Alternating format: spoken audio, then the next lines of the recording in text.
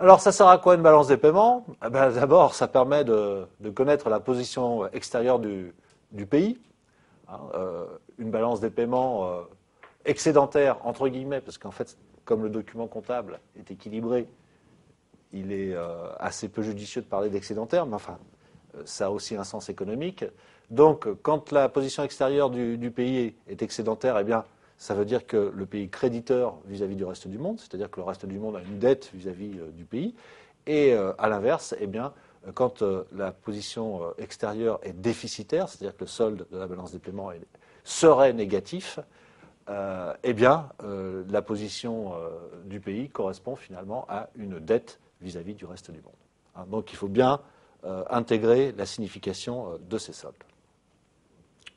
Elle va permettre aussi, outre cela, donc cette position globale de la situation financière du pays par rapport au reste du monde, elle va permettre aussi l'analyse des performances macroéconomiques.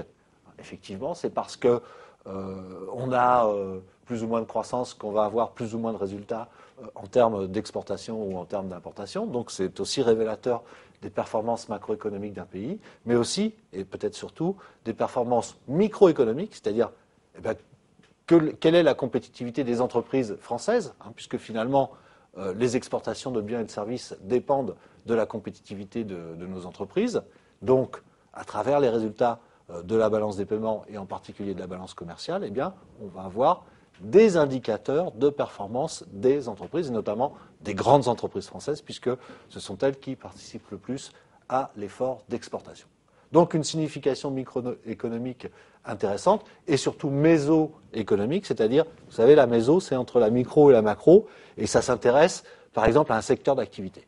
Hein, on va pouvoir dire, grâce à la balance des paiements, eh bien voilà, quelle est la situation du secteur automobile ou quelle est la situation de l'industrie agroalimentaire dans notre pays.